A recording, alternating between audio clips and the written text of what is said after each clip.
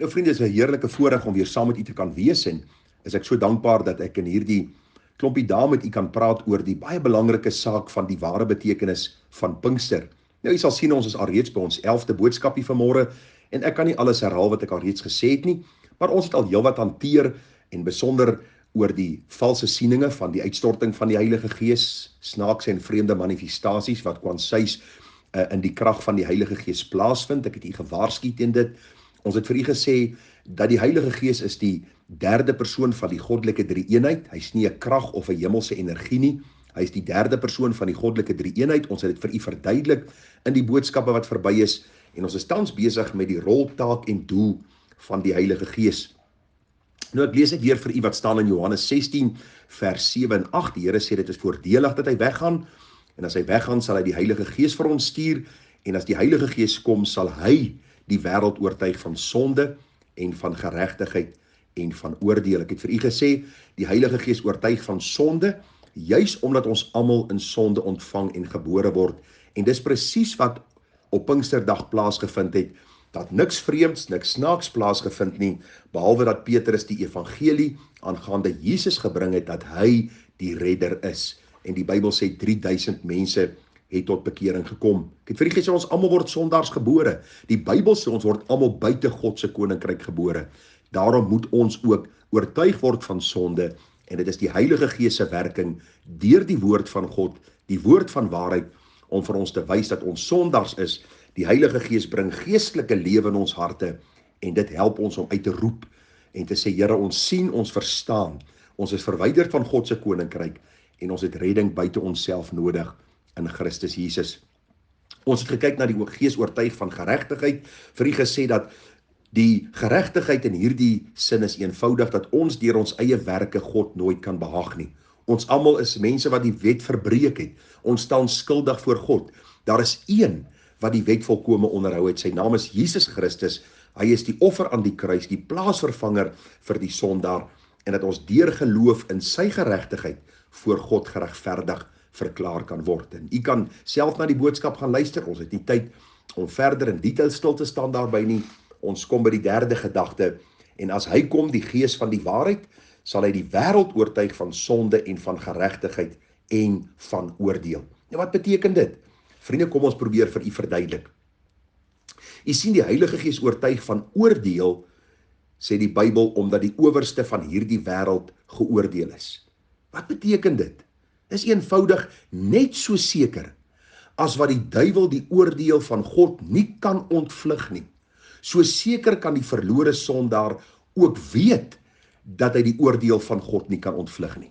Daar is baie mense wat vandag reken dat hulle God met 'n baie slim storie gaan oortuig om hulle tog in sy hemel toe te laat, as daar 'n ding soos die hemel is, sê hulle. Anders sê weer, ag wat, ek worry nie regtig oor die hemel nie. Ek sal eendag saam met ou Nick gaan kole stook in die hel. En so spot mense, maar vriende, luister, die oordeel is seker.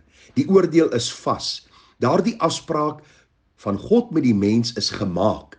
Daardie uur en oomblik van jou en my sterwe is vir ons onbekend, maar die Bybel sê direk na hierdie sterwe sal ons geoordeel word. Hebreërs 9 vers 27. En nou kom die Here en hy sê die Heilige Gees oortuig van sonde, hy oortuig van geregtigheid en hy oortuig van die sekerheid van die oordeel. Die duiwel weet sy oordeel is alreeds vas. Hy weet alreeds wat sy uitbestemming gaan wees. En so seker as wat die owerste en die duiwel oortuig is van hierdie feit dat sy bestemming vas is en dat God hom sal oordeel tot die ewige poel van vuur, so kan die sondaar weet dat die Gees ook oortuig dat sonder Jesus jy die oordeel van God tegemoet sal gaan en dan veroordeel sal word. Nou vriende, as die owerste van die wêreld geoordeel is, kan dit nie anders wees as dat diegene wat aan dieselfde koninkryk behoort ook geoordeel sal word nie.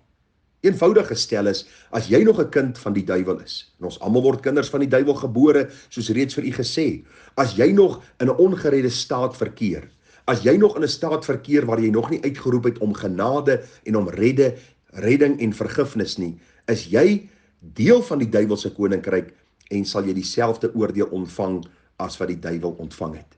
Daarom kom die Heilige Gees en die Heilige Gees oortuig die verlore sondaar dat hy onder dieselfde oordeel as die duiwel is en daarom moet hy of sy gered word.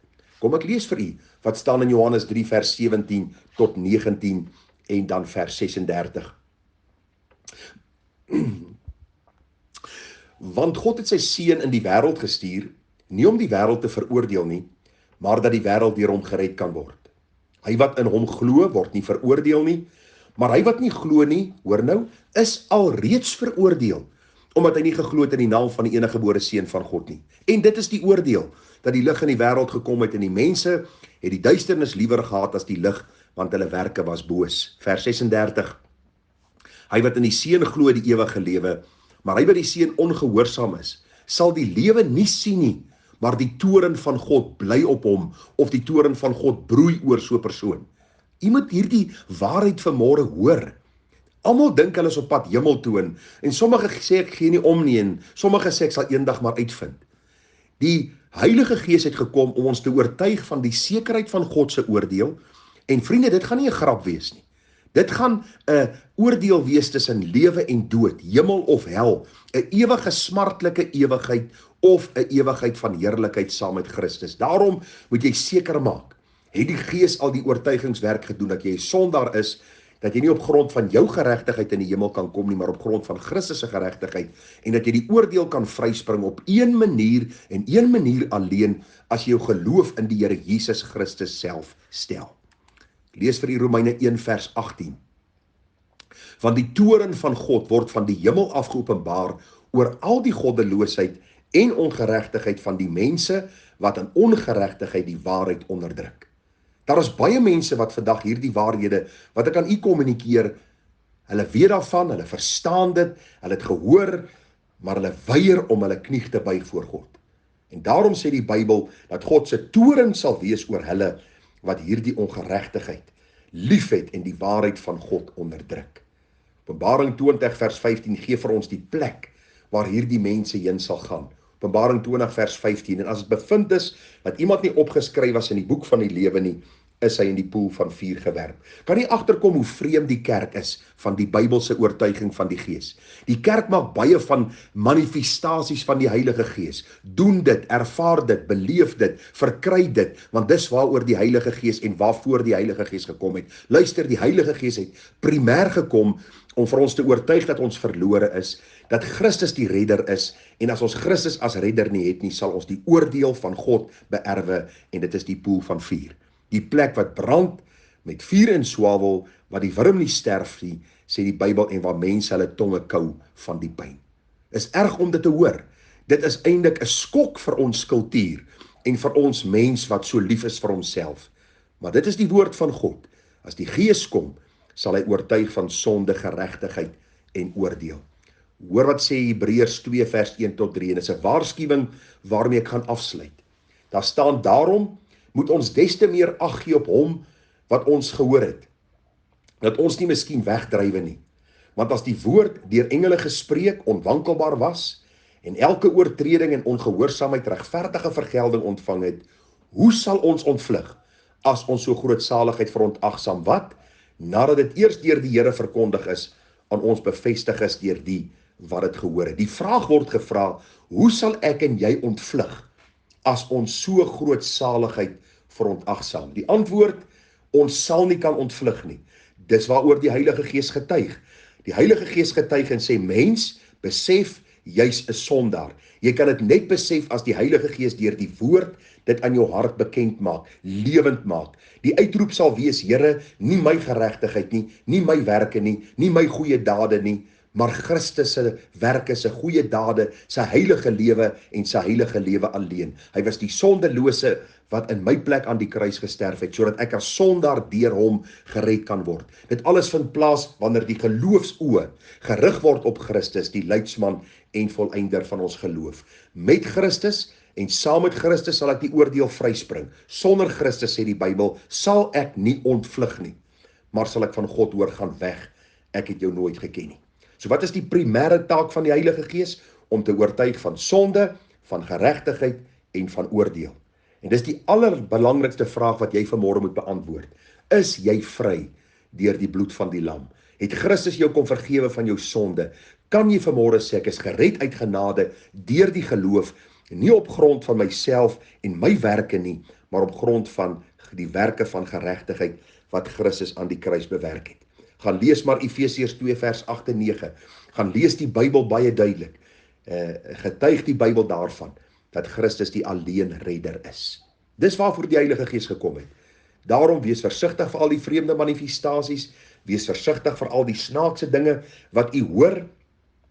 Ons gaan bietjie kyk in die dae wat kom, dat die Heilige Gees lei die kind van God in die waarheid. Die Heilige Gees leer ons alles wat Jesus geleer het, en die Heilige Gees sal Jesus verheerlik.